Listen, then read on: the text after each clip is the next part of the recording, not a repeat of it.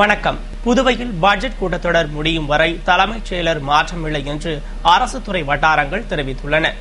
புதுவை அரசின் நிதித்துறை செயலராக இருந்த ராஜீவ் யதுவன்ஷிக்கும் அரசிற்கும் இடையே இணக்கமில்லாத சூழல் ஏற்பட்டதால் நிதித்துறை செயலர் பொறுப்பிலிருந்து ராஜீவ் யதுவன்ஷி விடுவிக்கப்பட்டு மூர்த்தியை புதிய நிதித்துறை செயலராக மாநில அரசு நியமித்தது. இது தொடர்பாக தலைமைச் செயலரிடம் விளக்கம் கேட்ட மத்திய அரசு தலைமைச் செயலர் சத்தியவதியை மிசோரத்திற்கு இடமாற்றம் செய்யப்படுவதாக அறிவித்தது. இதனிடையே நிதித்துறை பொறுப்பில் இருந்த ராஜீவ் யதுவன்ஷி நீண்ட விடுப்பில் சென்றுவிட்டார். மேலும் அவருக்கு பதிலாக பொறுப்பு வகிக்கும் மூர்த்தியும் மத்திய உள்துறை அமைச்சகத்திற்கு கட்டுப்பட்டு செயல்படாமல் உள்ளார். இதனால் புதுவை நிர்வாகமே ஸ்தம்பித்து உள்ள நிலையில் டெல்லி சென்ற முதல்வர் ரங்கசாமி மத்திய உள்துறை அமைச்சர் நிதித்துறை செயலரை சந்தித்து புதுவை அரசின் நிதி நெருக்கடி நிர்வாக பிரச்சினை குறித்து விளக்கியதை தொடர்ந்து இம்மாத இறுதியில் பட்ஜெட் கூட்டத்தொடர் துவங்க உள்ளதாலும் அதுவரை தலைமைச் செயலராக சத்தியவதி தொடரலாம் என மத்திய உள்துறை அமைச்சகம் வாய்மொழி உத்தரவு பிறப்பித்துள்ளதாக தலைமைச் செயலக வட்டாரங்கள் தெரிவிக்கின்றன. எனவே பட்ஜெட் கூட்டத்தொடர் முடியும் வரை தலைமைச் செயலராக சத்தியவதி நீடிப்பார் என கூறப்படுகிறது.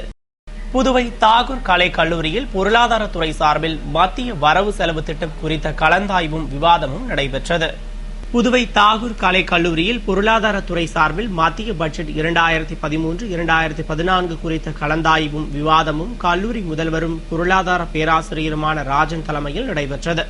துறை தலைவர் பேராசிரியர் சிவக்குமார் வரவேற்று பேசிய நிகழ்ச்சியில் கல்லூரி முன்னாள் பொருளாதாரத்துறை தலைவர் வேல்முருகன் மத்திய பட்ஜெட் பொருளாதாரத்தின் வளர்ச்சியை ஊக்குவிக்கும் என்ற தலைப்பிலும், காஞ்சிமா முனிவர் பட்ட மேற்படிப்பு மைய பொருளாதாரத்துறை தலைவர் மோகனம் விவசாயத்துறைக்கு பட்ஜெட்டில் முக்கியத்துவம் தரப்படவில்லை என்பது குறித்தும், வணிகவியல் துறை பேராசிரியர் ராதாகிருஷ்ணன் மத்திய நிதிநிலை அறிக்கை பங்குச் சந்தையில் எப்படி தாக்கத்தை ஏற்படுத்தும் என்றும், ஸ்டேட் வங்கி உதவி பொது மேலாளர் பிறவி பெருமாள் வங்கித்துறையின் வளர்ச்சிக்கு பட்ஜெட் எந்த வகையில் உதவுகிறது என விளக்கி பேசினர்.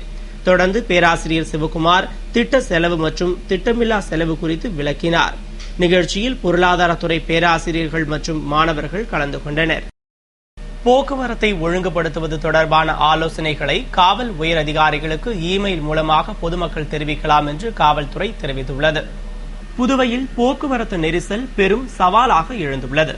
ஒரு பக்கம் வாகனங்களின் எண்ணிக்கை அதிகரித்துள்ளது போல் மற்றொரு பக்கம் சாலைகளை அகலப்படுத்த இடவசதி இல்லாமல் காலை மாலை வேளைகளில் அனைத்து சாலைகளிலும் நெரிசல் ஏற்பட்டு வாகனங்கள் செல்ல முடியாத அளவிற்கு நிலைமை மோசமாகி வருவதால் புதுவை நகரம் தற்போது நரகமாகி வருகிறது.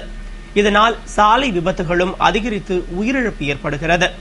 நகரின் பெரும் பிரச்சனையாக உள்ள போக்குவரத்து நெரிசலை குறைக்க குறைந்த அளவிலான போக்குவரத்து போலீசார் உள்ள நிலையிலும் அவர்கள் தங்களால் முடிந்த அளவிற்கு போக்குவரத்தை சீரமைத்து சமாளித்து வருகின்றனர். இதுபோன்ற சூழ்நிலையில் போக்குவரத்தை ஒழுங்குபடுத்தவும் சீராக பராமரிக்கவும் பொதுமக்களின் ஆலோசனைகளை போலீசார் வரவேற்றுள்ளனர். பொதுமக்கள் தங்களது ஆலோசனைகளை புதுவை அரசின் அதிகாரப்பூர்வ இணையதளமான www.pon.nic.in என்ற இணையதளத்தில் இமெயில் மூலமாக டிராபிக் இன்ஃபர்மேஷன் என்ற பகுதியில் கிளிக் செய்து போக்குவரத்தை மேம்படுத்துவது தொடர்பான ஆலோசனைகளை அனுப்பலாம் என்று காவல்துறை தெரிவித்துள்ளது. திமுக பொருளாளர் மு.க. ஸ்டாலின் பிறந்த நாளை முன்னிட்டு வரும் 14ஆம் தேதி ரத்த தானம் வழங்குவது என்று திமுக கலை இலக்கிய பகுத்தறிவு பேரவை முடிவு செய்துள்ளது. புதுவை மாநில திராவிட முன்னேற்றக் கழக கலை இலக்கிய பகுத்தறிவு பேரவையின் மாநில நிர்வாகிகள் ஆலோசனைக் கூட்டம் தலைமை அலுவலகமான கலைஞர் இல்லத்தில் நடைபெற்றது.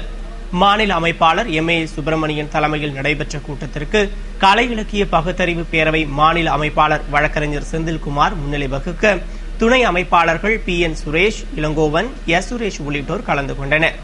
மேலும் மாநில இளைஞரணி துணை அமைப்பாளர் சந்தோஷ்குமார் மற்றும் கலை இலக்கிய பகுத்தறிவு பேரவை நிர்வாகிகள் கலந்து கொண்ட கூட்டத்தில் திமுக பொருளாளர் மு.க. ஸ்டாலின் பிறந்த நாளை முன்னிட்டு வரும் 14ஆம் தேதி ரத்த தான முகாம் நடத்துவது என்றும் அதில் 100க்கும் மேற்பட்டோர் கலந்து கொண்டு ரத்த தானம் வழங்குவது என்றும் தீர்மானம் நிறைவேற்றப்பட்டது. இலங்கைக்கு எதிரான ஐநா தீர்மானத்தை இந்தியா ஆதரிக்க வலியுறுத்தி ரயில் மறியல் போராட்டத்தில் ஈடுபட்ட மாணவர் கூட்டமைப்பினரை போலீசார் கைது செய்தனர். இலங்கைக்கு எதிரான அமெரிக்காவின் தீர்மானத்தை இந்தியா ஆதரித்து வாக்களிக்க வலியுறுத்தி தமிழகம் மற்றும் புதுவையில் பல்வேறு இடங்களில் போராட்டங்கள் நடைபெற்று வருகின்றன. அதன்படி காலாப்பட்டு அம்பேத்கர் சட்டக் கல்லூரி மாணவர்கள் வகுப்புகளை புறக்கணித்துவிட்டு மாணவர் கூட்டமைப்பு சாமிநாதன், முற்போக்கு மாணவர் கழக செல்வம் ஆகியோர் தலைமையில் புதுவை கடலூர் சாலை ஏஎப்டி மைதானம் அருகே ரயில் மறியல் போராட்டத்தில் ஈடுபட்டனர். பேரணியாக சென்று போராட்டம் நடத்திய மாணவர்களை ஒதியஞ்சாலை காவல்துறையினர் தடுத்து நிறுத்தினர். ஆனால் அவர்கள் அதனையும் மீறி தண்டவாளத்தில் அமர்ந்து கோஷமிட்டு ஆர்ப்பாட்டம் செய்ததால் அவர்களை போலீசார் கைது செய்ய முயன்றனர். அப்போது போலீசாருக்கும் மாணவர்களுக்கும் இடையே தள்ளுமுள்ளு ஏற்பட்டதை தொடர்ந்து பரபரப்பு நிலவியது. பின்னர் மாணவர்கள் அங்கிருந்து புறப்பட்டு ரயில் நிலையம் நோக்கி ஓடி மறியலில் ஈடுபட்டதால் போலீசார் அவர்களை கைது செய்தனர். இலங்கையில பல லட்ச உயிர்களை கொன்று குவித்த இலங்கை அரசின் ராஜபக்சே கண்டித்தும் வருகின்ற 14ஆம் தேதி அமெரிக்கா கொண்டு வந்துள்ள தீர்மானத்தை ஐநா சபையிலே முன்மொழிய வேண்டும் என்றும் இது இந்திய அரசு எந்த ஒரு நடவடிக்கை எடுக்காமல் மெத்தனம் காட்டியுள்ளது என்றும் கண்டித்து இன்று சட்டக்கல்வி மாணவர்கள் நாங்கள் செயல்முறையில் ஈடுபட்டு இங்கு கைதாகியுள்ளோம். இதைத் தொடர்ந்து இந்திய அரசு தகுந்த நடவடிக்கை எடுக்கவில்லை என்றாலும் அமெரிக்கா கொண்டு வரும் தீர்மானத்திற்கு ஆதரவு தெரிவிக்கவில்லை என்றாலும் இந்த போராட்டம் பல்வேறு கட்ட போராட்டம் மாறும் என்பதை இத்தருணத்தில் தெரிவித்துக் கொள்கிறோம். சட்டக்கல்வி மாணவர்கள் மூலமாக தெரிவித்துக் கொள்கிறோம். புதுவை உழவர்கரை நகராட்சியில் கழிவுநீர் குழாய்களில் கொசுவலை பொருத்தும் பணியினை அமைச்சர் பன்னீர்செல்வம் துவக்கி வைத்தார். புதுவை பொன்விழா நகர்ப்புற வேலைவாய்ப்பு திட்டத்தின் கீழ் உழவர்கரை நகராட்சியில் கொசு ஒழிப்பு தடுப்பு நடவடிக்கைகள் மேற்கொள்ளப்பட்டுள்ளது. அதன் ஒரு பகுதியாக ஜே நகரில் வீடுகளிலிருந்து வெளிவரும் கழிவுநீர் குழாய்களுக்கு கொசுவலை பொருத்தும் பணி மகளிர் சுய உதவி குழுக்கள் மற்றும் நகராட்சி அலுவலர்கள் சார்பில் நடைபெற்றது. நிகழ்ச்சியில் அமைச்சர் பன்னீர்செல்வம் கலந்து கொண்டு கழிவுநீர் குழாய்களுக்கு கொசுவலை பொருத்தும் பணியினை துவக்கி வைத்தார்.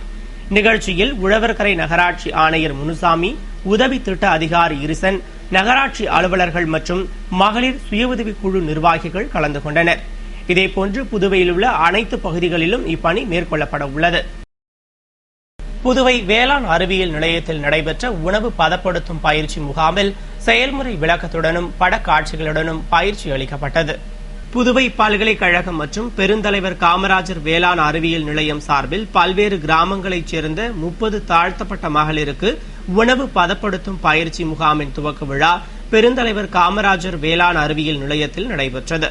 பயிற்சியினை பல்கலைக்கழக கல்வி புத்தாக்கம் மற்றும் கிராமப்புற மறுசீரமைப்பு இயக்குநர் பேராசிரியர் ராமதாஸ் துவக்கி வைத்தார். தொடர்ந்து வேளாண் அறிவியல் நிலைய தலைவர் சுரேஷ், திட்ட ஒருங்கிணைப்பாளர் வசந்தகுமார் ஆகியோர் வாழ்த்துரை வழங்கிய நிகழ்ச்சியில் தொடர்கல்வி மைய தலைவர் தேவன் பயிற்சியின் நோக்கம் குறித்து விளக்கினார். முன்னதாக விரிவாக்கவியல் வல்லுநர் குமார் வரவேற்று பேசிய நிகழ்ச்சியில் மனையியல் வல்லுநர் விஜயலட்சுமி நன்றி கூறினார். முகாமில் மனையியல் துறை பயிற்றுநர் பொம்மி செயல்முறை விளக்கத்துடனும் படக்காட்சிகளுடனும் பயிற்சி அளித்தார். உலக மகளிர் தினத்தை முன்னிட்டு பெண்கள் சமூக முன்னேற்றத்திற்காக பாடுபட்ட பெண்களுக்கு புதுவை சக்தி விருது வழங்கப்பட்டது. புதுவை பெண்கள் செயல்பாட்டுக்குழு சார்பில் உலக மகளிர் தின விழா மற்றும் புதுவை சக்தி விருது வழங்கும் விழா தனியார் ஹோட்டலில் நடைபெற்றது.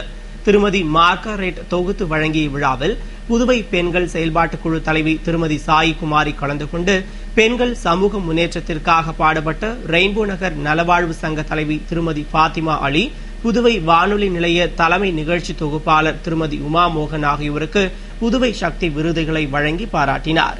பல்வேறு சமூக இயக்கங்களைச் சேர்ந்த பெண்கள் கலந்து கொண்ட விழாவில் பெண்களுக்கு எதிரான வன்கொடுமைகள் பற்றிய கலந்துரையாடலும் நடைபெற்றது. புதுவை பாரதிதாசன் அரசு மகளிர் கல்லூரியின் பொருளாதாரத்துறை சார்பில் நடைபெற்ற பொருளாதார தின விழாவில் பல்வேறு போட்டிகளில் வெற்றி பெற்றவர்களுக்கு பரிசுகள் வழங்கி பாராட்டப்பட்டது. புதுவை முத்தியால்பேட்டை பாரதிதாசன் மகளிர் கல்லூரியின் பொருளாதாரத்துறை சார்பில் பொருளாதார தின விழா கல்லூரி முதல்வர் வரலட்சுமி தலைமையில் நடைபெற்றது. துறை தலைவர் பேராசிரியர் பிச்சைமணி வரவேற்று பேசிய விழாவில் சிறப்பு விருந்தினராக பல்கலைக்கழக கல்விசார் மற்றும் புதுவை கிராமப்புற மறுசீரமைப்பு துறையின் இயக்குநர் பேராசிரியர் ராமதாஸ் பங்கேற்று லேடி என்ற விழா மலரினை வெளியிட்டு சிறப்புரையாற்றினார். மற்றும் துறை சார்பில் நடைபெற்ற கண்காட்சி, ஓவியம், காட்டுரை, விவாத மேடை உள்ளிட்ட நிகழ்வுகளில் வெற்றி பெற்றவர்களுக்கு பரிசுகளையும் வழங்கி பாராட்டினார். விழாவிற்கான ஏற்பாடுகளை பொருளாதாரத்துறை பேராசிரியர்கள் மற்றும் மாணவிகள் சிறப்பாக செய்திருந்தனர். தர்பூசணி கடையில் புகுந்த நல்ல பாம்பு பொதுமக்களை பெரிதும் அச்சுறுத்தியதை தொடர்ந்து வனத்துறையினர் அதனை மீட்டுச் சென்றனர். புதுவையில் கோடை காலம் துவங்கியதையொட்டி வெயிலின் தாக்கத்திலிருந்து விடுபடவும் அதன் தாகத்தை போக்கும் பொருட்களில் ஒன்றான தர்பூசணி விற்பனை அதிகரிக்க துவங்கியுள்ளது. புதுவை முழுவதும் பல்வேறு பகுதிகளில் தர்பூசணி விற்பனை செய்யப்பட்டு வரும் நிலையில் ஏஎப்டி மில் அருகே உள்ள தர்பூசணி கடையில் குவித்து வைக்கப்பட்டிருந்த தர்பூசணி பழங்களில் திடீரென ஒரு நல்ல பாம்பு புகுந்ததால் அங்கு பெரும் பரபரப்பு ஏற்பட்டது. சுமார் 4.5 அடி நீளமுள்ள அந்த பாம்பு படமெடுத்து சீறியதால் பொதுமக்களிடையே பெரும் அச்சம் ஏற்பட்ட நிலையில் தகவல் அறிந்த வனத்துறையினர் சம்பவ இடத்திற்கு சென்று லாபகமாக பாம்பை மீட்டு வனத்துறைக்கு எடுத்துச் சென்றனர். இதனையடுத்து அங்கு ஏற்பட்ட பரபரப்பு தணிந்தது. புதுவை காலாப்பட்டு மத்திய சிறையில் கைதிகள் உண்ணாவிரத போராட்டத்தில் ஈடுபட்டனர். மேலும் சமையல் செய்ய மறுத்ததால் பெரும் பரபரப்பு ஏற்பட்டது. புதுவை காலாப்பட்டு மத்திய சிறையில் கைதிகளுக்கு பரோல் விடுமுறை வழங்கப்படவில்லை என்றும் கைதிகளின் உறவினர்கள் கொண்டுவரும் உணவுப் பொருட்களுக்கு அளவு கட்டுப்பாடு நிர்ணயிக்கப்பட்டுள்ளது என்றும் கூறி சிறைத்துறையின் நடவடிக்கைகளை கண்டித்து தண்டனை கைதிகள் உண்ணாவிரத போராட்டத்தில் ஈடுபட்டனர். மேலும் சமையல் வேலை செய்ய மறுத்துவிட்டனர். இதனால் காலை உணவு செய்யப்படாமல் விசாரணை கைதிகளுக்கு உணவு வழங்கப்படவில்லை. எனவே போராட்டம் நடத்திய கைதிகளுடன் சிறைத்துறை கண்காணிப்பாளர் பேச்சுவார்த்தை நடத்தினார். பேச்சுவார்த்தையில் சுமூக முடிவு ஏற்பட்டதைத் தொடர்ந்து கைதிகள் மதிய உணவினை தயார் செய்த பின்பு அனைவருக்கும் மதிய உணவு வழங்கப்பட்டது. இந்த போராட்டம் காரணமாக சிறை வளாகத்தில் சிறிது நேரம் பரபரப்பு நிலவியது. மாநில அளவில் நடைபெற்ற திறனாய்வு தேர்வில் 10 மாணவ மாணவிகள் தேர்வு செய்யப்பட்டுள்ளனர் என்று பள்ளிக் கல்வி இயக்குநர் வல்லவன் தெரிவித்துள்ளார். இது தொடர்பாக பள்ளிக் கல்வி இயக்குநர் வல்லவன் விடுத்துள்ள செய்திக்குறிப்பில், தேசிய கல்வி மற்றும் ஆராய்ச்சி நிறுவனத்தின் அறிவுறுத்தலின்படி 10ஆம் வகுப்பு மாணவ மாணவிகளுக்கு கடந்த 2012-2013 ஆண்டிற்கான தேசிய திறனாய்வு தேர்வு மாநில அளவில் கடந்த நவம்பர் மாதம் 18ஆம் தேதி நடைபெற்றது என்றும், புதுவையின் 4 பிராந்தியங்களிலிருந்தும் 3080 பேர் எழுதிய தேர்வில் 10 மாணவ மாணவிகள் தேர்ந்தெடுக்கப்பட்டுள்ளனர் என்றும் தெரிவிக்கப்பட்டுள்ளது. இவர்கள் வரும் மே மாதம் நடைபெறவுள்ள அகில இந்திய அளவிலான திறனாய்வு தேர்வில் கலந்து கொள்ள தகுதி பெற்றுள்ளனர் என்றும், மேலும் தேர்வு செய்யப்பட்டுள்ள மாணவ மாணவிகளுக்கு ஒவ்வொருவருக்கும் புதுவை அரசு சார்பில் ஊக்கத்தொகையாக 5000 ரூபாய் வழங்கப்படும் என்றும், அகில இந்திய அளவில் தேர்ச்சி பெறுவோருக்கு ஊக்கத்தொகையாக 10,000-ம், மேலும் அம்மாணவர்கள் முனைவர் பட்டம் பெறும் வரை தேசிய கல்வி மற்றும் ஆராய்ச்சி நிறுவனத்தின் மூலம் உதவித்தொகையும் பெறுவர் என்றும் கூறப்பட்டுள்ளது. இத்துடன் செய்திகள் நிறைவடைந்தன. வணக்கம்.